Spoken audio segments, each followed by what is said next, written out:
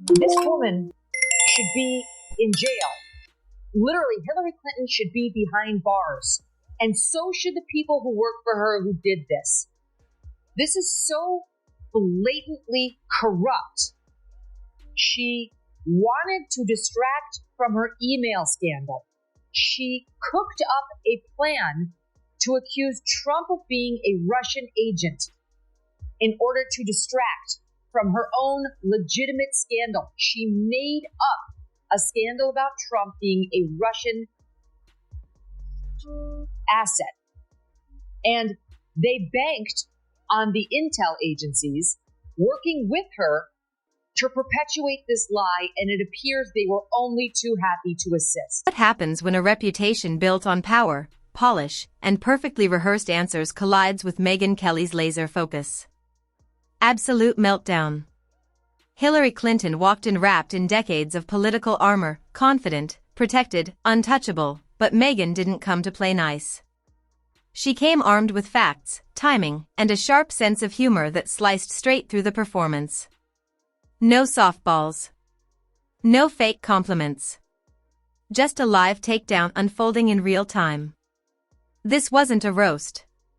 It wasn't a joke. It was a spotlight flipping direction, and Hillary clearly wasn't ready for it. We now know how Russiagate got started, and we know that it was all a lie started by the Hillary Clinton campaign. That the Hillary Clinton campaign realized she was in trouble because of her email scandal, which had broken in 2015 in the wake of Benghazi. We found these emails of hers that were weird. People were like, what server was that on? And so on. And it created a problem for her all the way up to... Hillary Clinton walks into every appearance with the shadow of old controversies trailing right behind her. History that never quite fades, but Megyn Kelly didn't tiptoe around it. She stepped in with a spotlight, a live mic, and sarcasm sharp enough to cut through even the most rehearsed smile. What unfolded didn't feel like politics. It felt like a moment where the past and present collided on camera. Hillary came in expecting control of the stage, but suddenly she wasn't the one driving the conversation anymore. There's more of a description. Here's a part, I won't make you watch the whole, a part of the trailer for Gutsy. Okay, here we go. We're hitting the road to shine a light on women who inspire us to be bolder and braver. Leadership doesn't look one way. It's a giant rainbow. You're not going to break me down. You get worn out before I do. Women who push us outside our comfort zone. If this breakdown has you hooked, hit that subscribe button, because it only gets wilder from here.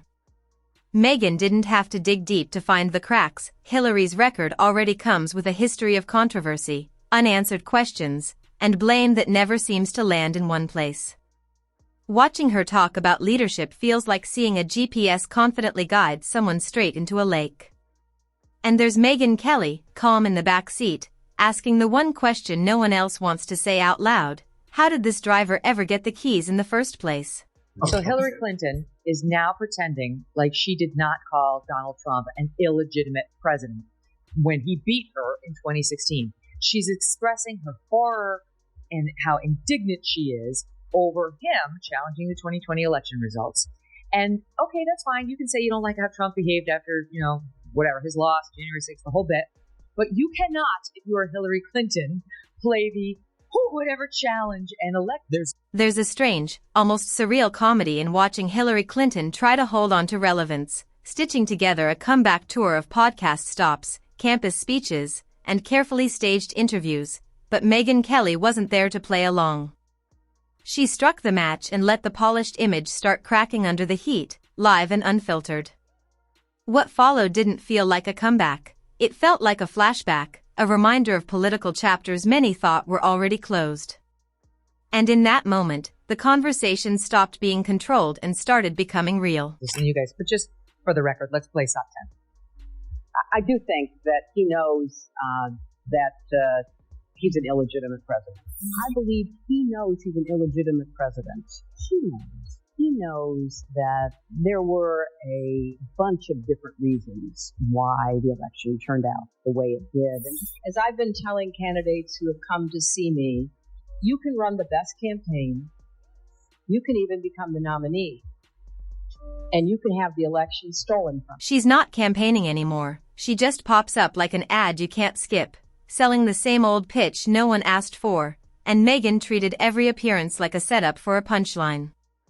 The Clinton Foundation? Less a foundation, more a museum of missed chances dressed up as goodwill. And every time Hillary talks about integrity, irony trips somewhere in the universe and lands face first in a pile of classified paperwork. And as she got closer to Election Day, she decided to concoct 2 lies about Donald Trump to distract from her email scandal.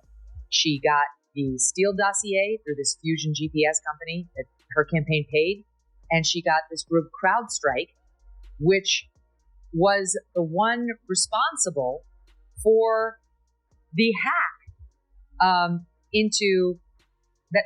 That's the one that said that the Russians hacked. Megyn didn't exaggerate. She just held up a mirror, and the chaos spoke for itself. Hillary's moral compass spins like a slot machine, and somehow it always lands on deflect. She burns bridges, then gives speeches about unity, and writes chapters called Why I Should Have Won. Megyn simply asked the question history keeps asking: how many no thanks does it take? Hillary still acts feared, like the final boss in an old political video game, but the cheat codes are out, the graphics are glitching, and the soundtrack is just excuses on repeat. Megyn sliced through it all with calm precision. Hillary Clinton just weighed in publicly again on why she lost. And just in case you were thinking it was because she didn't go to Wisconsin, you are wrong. It is you, women of America. It is your fault. She now sits down for an interview and decides that the reason she didn't win is American females. That they didn't like that she wasn't. Megyn turned the entire performance into something that felt like a late-night sketch. Hillary walks into interviews like the world owes her applause just for showing up, and Megyn took that inflated confidence and cracked it open, exposing the gap between image and reality. Hillary talks about transparency like a magician smiling over a hidden trapdoor. Meanwhile, Megyn skipped the fine print and pointed at what was right in front of everyone.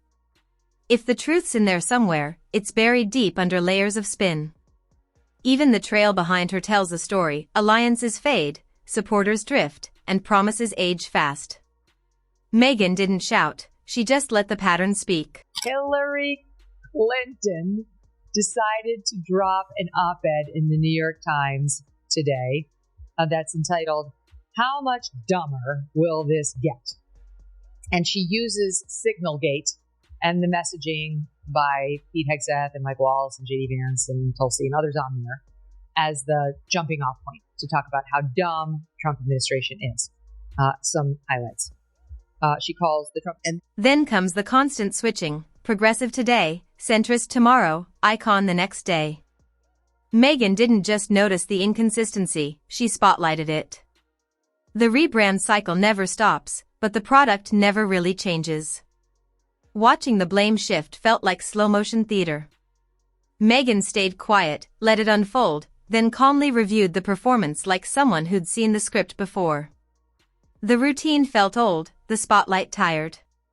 She simply held up the mirror. The image of control didn't shatter because of noise. It collapsed under its own weight. Are gutsy. And in case you just need a little bit more of a description, here's a part, I won't make you watch the whole, a part of the trailer for Gutsy. Okay, here we go.